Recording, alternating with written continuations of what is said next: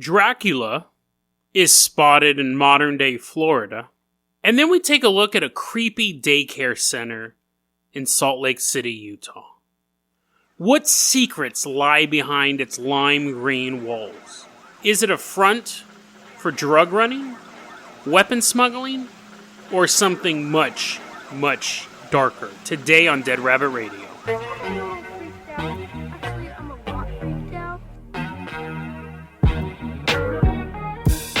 Hey everyone, welcome back to another episode of Dead Rabbit Radio. I'm your host, Jason Carpenter. I'm having a great day. I hope you're having a great day too.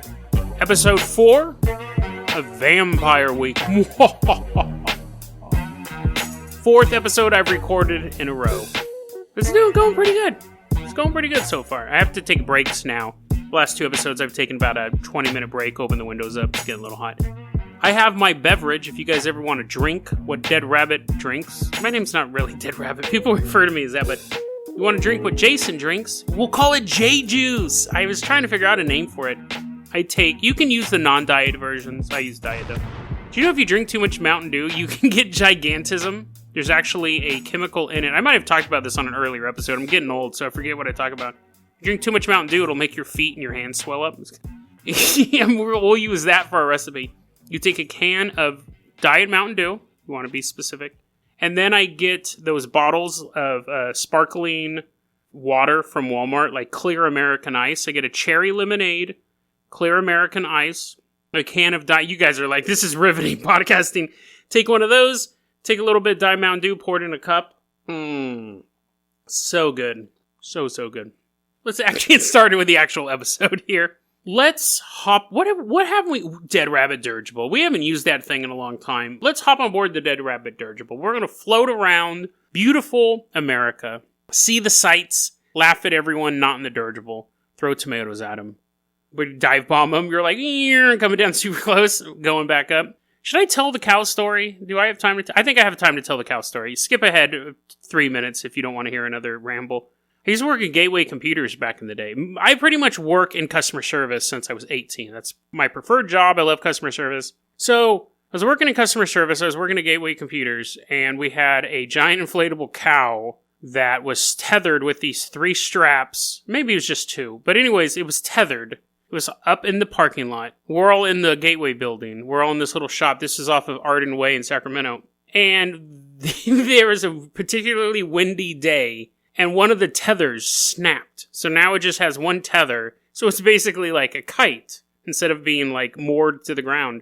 It's just one single string. Me and my buddies are sitting... I was probably like 23, 24 when this happened. Me and my buddies are sitting in Gateway Computers waiting for customers to come in. Company went out of business for a reason. No one ever came in. But we're watching this cow like just barely hang on. None of us wanted to go out. It was super dangerous. You can't control a flying cow. Mascot of Gateway Computers is a cow. I guess I should have said that too. You're like, why is there a cow at a computer store? And the wind would take a hold of it, and every so often it would dive bomb into the parking lot. We're just standing there, and we'd see it go whoosh, like fly into the parking lot, and then get whipped back up by the wind, and it would stay up there for a while. And then we'd see it go whoosh, come down and hit the ground and go back up in the sky. We're just sitting there. None of us want to work with it. None of us want to go fix it. We're just sitting there, and we watch this woman pull into the parking lot. She pulls into the parking lot. She opens her door. We're just standing there. And she starts walking across the parking lot to come into Gateway Computers. And we all know what's going to happen. Not a single word is exchanged amongst us. We're just all staying. It was me, 2 of my buddies. We're just watching this thing. And she's walking across the parking lot. And out of nowhere, to her, we knew it was bound to happen. That cow came down and knocked her off of her feet and just hit her so hard. She fell to the ground. And the funny part about it, none of us reacted. We just stood there and we knew it was like watching a car teetering on a cliff. Like, we were just like, yeah, it's going to happen. And eventually, we didn't laugh. We didn't run out to help her. We just stood there. Still perfectly quiet. And we can't hear anything because we're inside. We just see the cow come down, knock her off her feet. She looks up at this cow flying in there. She comes inside. She complains. I don't even know if she was coming to Gateway Computer. But she comes inside. She goes, hey, did you guys know that thing hit me? Like, what's going on out there? And we're just like, oh, sorry, we didn't know. We didn't know that it broke free of its mooring. She was fine. Anyways. So, dead rabbit dirigible. Dive bombing people. Now, if you fast forwarded, you didn't really miss anything. I was just talking about a giant cow. We're going to Altamonte Springs in Florida. A little suburb down there. And we're specifically going to the corner of 464, which I'm assuming is some sort of freeway. Corner of 464 and Maitland Avenue. So if you know this area, you might know what we're talking about. On this corner, there is a Walgreens. Now, you're up, it's 24-hour Walgreens. You're feeling sick. You're like, oh, I got hit by a cow last night, and I still feel my brain hurts. So you go, I need some brain medication from Walgreens. I need to go refill my prescription for my concussion. So you walk into Walgreens, and you're like, oh, dizzy. I'm seeing cows, little cartoon cows floating above your head. You're walking through Walgreens. You don't feel good. You feel utterly terrible. And as you're walking through Walgreens, you turn a corner, and there's Dracula. Now you're like, what in the world is Dracula doing at a Walgreens at 10 p.m.? Or 3, at any time. It could be 2 in the afternoon. Why is Dracula standing there? Now, it's Dracula. Full-on Dracula costume. Big long cape. Has the widow's peak wig. You know, like the little slicked back hair would go into the little widow's peak. He's just standing there. Suit, you know, traditional Dracula clothes. How you would dress as a Dracula if you were going to a costume party. That is who Dracula is. He's standing there. And then you notice he's doing something quite odd. Other than being Dracula in Florida, he's stocking the shelves. He's like looking down the basket, and he's like, oh, this is where this goes, and he's putting medicine away, and he's right by your brain medicine you need. And you're like, great. So you kind of like scooch by him. You're trying not to be seen by him. So anyways, you're able to finally like get your brain medication. You go to the checkout counter, and you go, hey, what's up with that? Cashier's like, I don't know what you're talking about. Ding, ding. And you're looking to see if he has a reflection in any of the security mirrors. And he does. So you're like, not a real vampire. You're like, no, I was just picking up some brain medicine and Dracula's working here. And she goes, oh, yeah, him. He doesn't work here. He just really likes stocking shelves for us. Or stalking shelves, maybe. Dun, dun, dun. So what it is that this has been going on for probably about a decade. I don't know if it's still going on. The latest story I heard about this comes from 2013. So he could have moved on. He could have found greener pastures. Could have went to Walmart instead. But from the earliest sighting I could find was 1996. So from 1996 to 2013 in Altamonte Springs, Florida, there was a guy who dressed in full Dracula cosplay who stocked shelves at Walgreens. Didn't work there. And then someone posted this on Reddit, and other people were like, oh yeah, I always wondered what was up with that guy. And this other guy ended up doing some research. He is very well known to the police. I guess at one point, like Walgreens, he comes in, he stocks the shelves. He doesn't get paid. He just really likes stocking shelves. When I was a little kid, I always wanted to work retail. Like I remember going to grocery stores or any store and going, I'd love to just stock shelves. I think that'd be so awesome. Live inventory and all that stuff. But anyways, so maybe this is my long lost brother. He likes stocking shelves. At one point though, Walgreens had to call the cops on him to get him out because a customer was walking by him and he hissed at the customer. Customer runs away. He's like, where's your garlic section? And they're like, oh, it's over there. He's throwing garlic at the vampire. Anyways, after that, though, he was totally fine. Other people have said, yeah, he comes in a Subway every once in a while, orders a ham and cheese sandwich.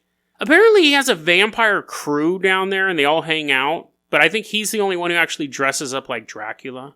It's one of those stories I actually found on my own. Now, Mason Norbeck, he was the guy who sent me all the vampire links and things like that for Vampire Week. What would become Vampire Week? He didn't know that was what I was going to do.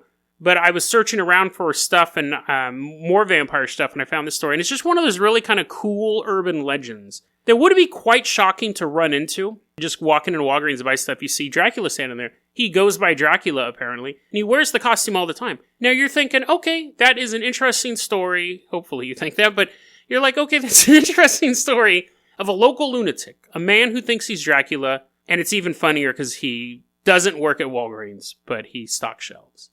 But does the story end there?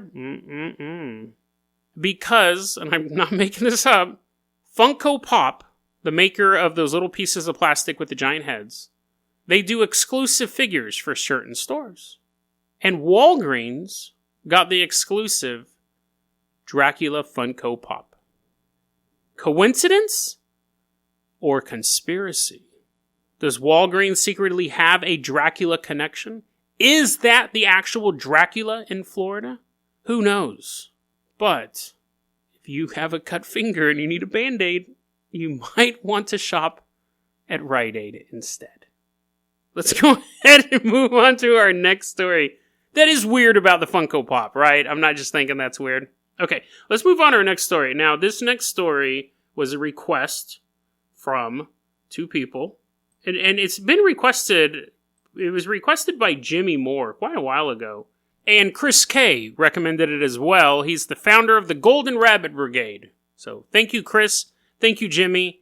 Thank you for the headache I got researching this story. That's not an exaggeration. I do appreciate the recommendations, of course. But this story, I don't know why it gave me a headache. And it could just be the bizarre assortment of people that all had to put their fingers in this. But let me go ahead and get into the story that they sent me. And again, thank you for the recommendation.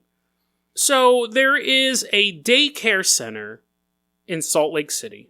Now, their address is totally available online. I'm not going to give it out. I actually was very picky with the links that I used because I didn't want to use links with the address in them. So I can't get accused of doxing them. There's a daycare center in Salt Lake City. And it's green, and it's gross, and it's evil, according to Reddit. So let's go ahead. Now, to be fair, this conspiracy theory is kind of floated around everywhere now. It's on 4chan, it's on Above Top Secret, it's on all these conspiracy theory websites. But it started off with a very simple little Reddit post on r/Salt Lake City. So, pretty appropriate for, what they're talking about. There's a creepy thing in Salt Lake City, and a guy writes a little thing up. Now, this Reddit post appears back in 2014, and it's titled, "What's the deal with this place? Lived across the street from it for 5 years, never seen a kid there." And he has a picture of a gross green-looking building. And like that, the conspiracies start. And what's frustrating about this story is that not even the conspiracy theorists can get their story straight. Because it seems like every time something is knocked down, the conspiracy theory shifts to something else. This is a tough one to make sense of. Let's try to make sense of this. I'll try to do it fairly linearly. I'll try to do this in a linear fashion. How's that? So this place is called Funtime Kidz Care. It's a daycare in Salt Lake City. Gross-looking green, jarish color. It's like a lime green building. And a lot of people think it's suspicious. People say that the windows are covered up with cardboard. You can't see in the house or the daycare. You can't see in the daycare. So this guy posts this, and immediately people start saying, "Hey, yeah, dude, I live in the area too. And it is super creepy. I once walked by, and there was cardboard on the windows. You can't look inside." And everyone's like, "Oh my god, that place is super, super spooky." In this thread, to help matters even more, people are kind of saying, "Oh, I live in this area. Yeah, it's pretty weird. It's creepy," stuff like that. Some guy named Death Ship shows up, and he goes, "Don't look into this place, dude. I advise you not to look into this place." And then people looked at his Reddit history, and he says he works at Area 51 and he knows 8 languages. If you're listening to a podcast, I figure you're pretty good at using the internet, right? One of the things that's really easy to forget about the internet is that it's mostly populated by 9-year-olds. Like, it really is. And now, as adults, if I came across a post regarding anything, cooking, cleaning, childcare, Area 51, and someone posted, "Yeah, I work at Area 51 and I know 8 languages," that guy's lying. 100%. I don't believe that guy at all. At all! But he becomes a major villain in this story. The people in the Reddit thread are like, oh my god, he says he works for Area 51 and he knows 8 languages. And then he lists the 8 languages and they're like, how do you know those 8 languages? I'm like, because he's lying. I know 8 languages. Chinese, Japanese, German, Swahili, Spanish, Greek, Basque, Latin, Hebrew. I know even more than 8 languages. It's so easy to lie about this stuff. But he becomes a major player in the story. He becomes this dark entity that's kind of floating around. Oh, conveniently, now the account is either deleted, banned, or doesn't exist. That's what happens when you click on his name. So that adds to the conspiracy as well. I've talked about this before. I could easily release a video on that. The reason why ants attack picnics is because they're using that as a psychological warfare. It's what's that stupid thing? Predictive programming. So eventually people get afraid to eat outdoors, so everyone will be inside, and then when the aliens show up, they know where everyone's at. I can make that video, delete my own video, and then start a conspiracy theory saying, look, I made that video, it got deleted because I was right. I deleted my own video. It's so easy to do. And it's funny because here's the thing. If Death Ship's account got banned or deleted or something like that because he said too much, and then really that goes back to this whole conspiracy theory. If this conspiracy theory is true and we're too close to the truth, all of this information would be wiped out. It's just the way it is. Jason, you can't do that. Google, with the algorithm and the internet history, and you can wipe stuff out. You can eliminate stuff from the internet. Don't let anyone tell you can't, because it can be done. Did I ever tell you the Playboy story? I might have. Forgive me if I've already told the story. I had a friend who posed for Playboy. It was the digital Playboy. It wasn't the actual magazine. She got mad at her boyfriend. She posed for Playboy. And she regretted it, obviously. And the problem was, too, is that she put down a stage name, but they put down her real name. So if you searched her real name, the photos came up. And she was really distraught about it all. I had met her years afterwards. I think I met her when she was in her early 20s. That happened when she was 18. And I said, okay, here's what we're going to do. Two-front war. One, you're going to contact Playboy, and you're going to say, hey, you guys used my wrong name. I'm going to sue you if you don't assist me in taking these pictures down. And Playboy said, yeah, we will do that. But, they only have so much power. Once the pornography's out there, it's out there. I said, here's what I'm going to do. I'm going to create a bunch of websites with all of your, all the metadata that use your real name and use your fake name and use Playboy nude pictures, And I basically created all of these pages if anyone searched for her, they would find all of these other pages. That's it. Now, are those photos completely deleted? For the most part, actually, they are. It can be done. And if it can be done by some yokel sitting with his hand-me-down laptop 5 years ago, an international gun smuggling company can do it as well. They could easily get rid of all this stuff. So, and let's go ahead and get into the theory.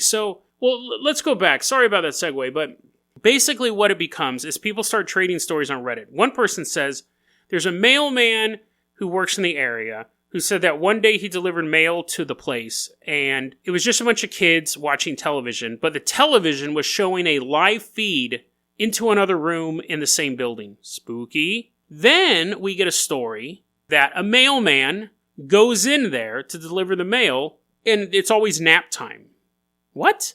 And then we get a story that someone claimed they broke into the facility and it was empty, except there was a television showing a live broadcast in another room. So now the stories aren't even making sense among the conspiracy theorists. Remember, the first story started off, I never see any kids there.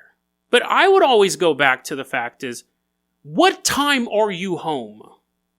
Because if he works 9 to 5 and then comes home and he's like, that's weird, there's no kids there. Because there's no kids there at that time of day. And he could go, well, sometimes I call in sick and I watch Judge Judy all day long. But how often are you looking out your window for little kids in a daycare center? So it could be something but remember, that's how it started off. I don't see any kids here. It's creepy. Why would you have a daycare center with no kids? And then people go, oh, no, there's kids there, but they're doing something spooky. And then even those stories get confused. What happens is people start digging into it catches fire, this conspiracy theory.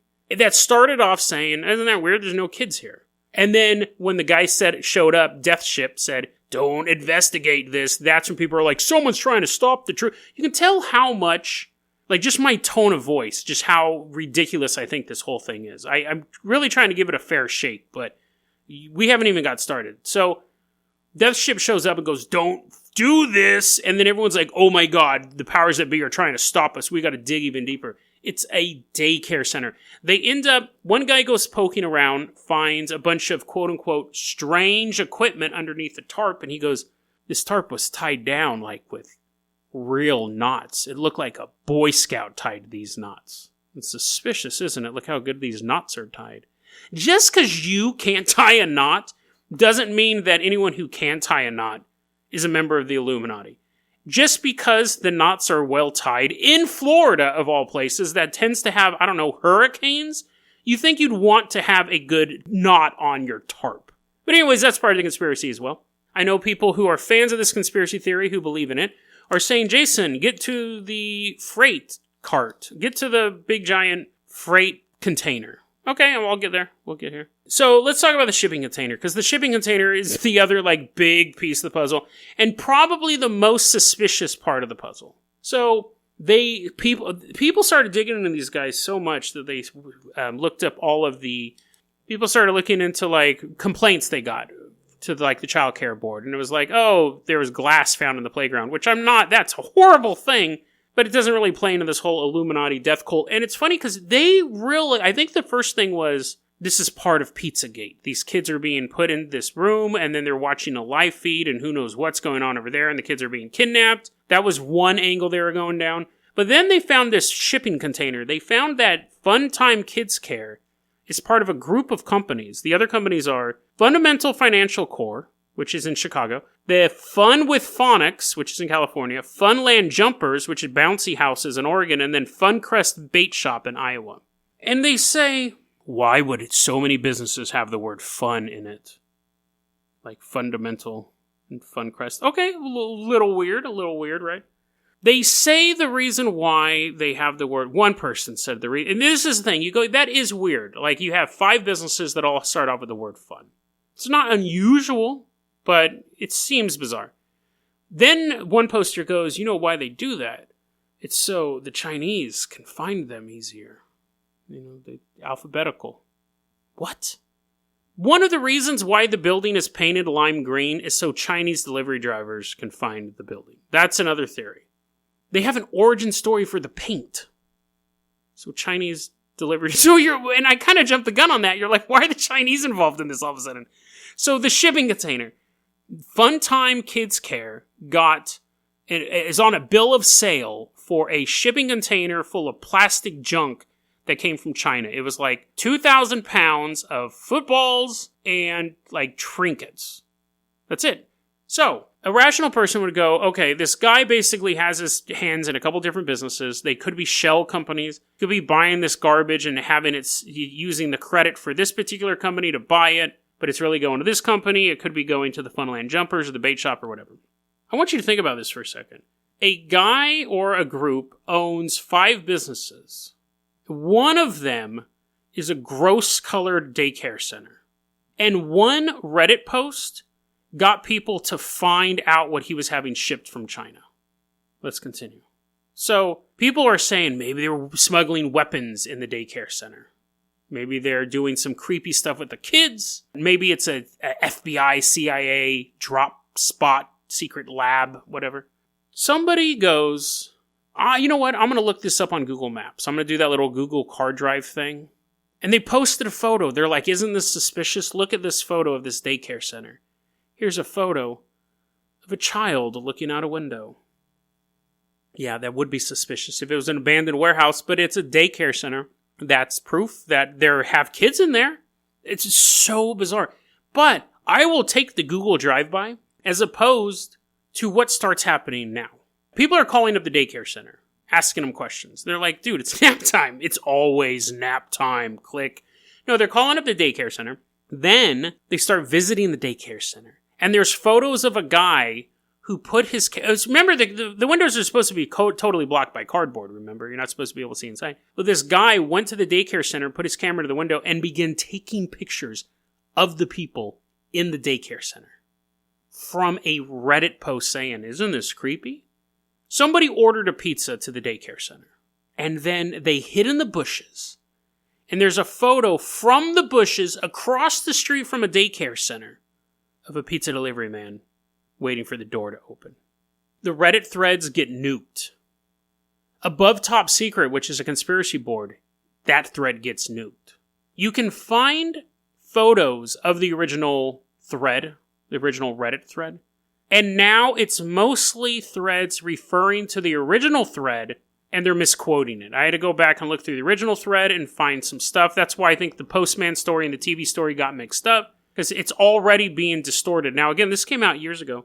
And people are still arguing about it. One of the conspiracy theories, you have the conspiracy theories that it involves child trafficking. You have the conspiracy theory, the drug running, the weapon smuggling. You have the conspiracy theory that it's actually a rival daycare center in town who posted it originally to make them look bad. On Reddit, there was this huge thing because people were starting accounts just to say, hey, no, this place is totally fine. And people are like, why, you shill? You're starting an account today to tell me the place is fine? Admittedly, that is weird. Because I'll see that with, like, movies coming out, and there'll be an IMDb account that's brand new, and they just review that movie, and then they go away. So that is a bizarre detail. I'm not saying the entire thing is completely on the up and up, but I think the way they've gone about it is completely ridiculous, because the other argument is, you can't prove it's a legitimate business. No, I can't. I absolutely can't prove it's a legitimate business, but that doesn't mean it's an illegitimate business. That would work with... Prove to me that Microsoft isn't involved in organ smuggling. Well, then I guess they are. Like, that's the logic that's here. And this battle still rages on. A lot of times these threads get nuked because so many of them had the address and the phone number of this place because they really thought they were fighting against an enemy. I said this a couple episodes ago, and it proved to be a little controversial because I got some feedback on this. If it was you... If you were running this type of organization, how would you do it? And people were like, well, it's not me. It's the Illuminati. It's the powers that be. And they have these rituals and these blood things and predictive programming they have to do for their spells and blah, blah, blah, blah, blah. That's all fictional. There is no proof of any of that. Absolutely none. You can go, oh no, this author who defected from the Illuminati, made up. Totally made up. Because if he defected from the Illuminati, he'd be dead in a ditch. It's totally made up. What would you, if you wanted to smuggle weapons through Salt Lake City and you wanted to use a daycare as a front, which is a stupid idea, but you would just have a nondescript building somewhere. But if you wanted to use a lime green daycare center in the middle of Salt Lake City to smuggle guns, this is how you do it. You make it look super nice, you make it look not creepy, and you make it so exclusive, no one can get in. Just super nice. You don't even have to advertise. It's just daycare, and people would knock on the door and say, hey, do you do daycare? And they're like, yeah, but we're actually a really exclusive daycare. We only work with babies who have a 4.0 average. And they're like, it's not even in school. And they're like, yeah, I mean, like we're a genius level daycare center. And they'd be like, oh, okay. Or you just say, yeah, it's $4,000 a month because we provide the best daycare center in the world. And then when someone goes, I have that money, you go, well, we also have some other tests and stuff like that. You just print out fake attendance rolls and whatever. I mean, obviously, the obvious answer is don't use a daycare center to smuggle your weapons in. But if you wanted to, that's how you would go about it. You wouldn't paint it a totally noticeable color and make it look disgusting and creepy. You know what businesses look disgusting and creepy? Businesses that don't have enough money to make their building look nice. Mismanaged companies or companies that are not making a lot of money. I think with this story, this particular story, the conspiracy theory community, they're the bad guys. They fell for whatever this was, hook, line, and sinker.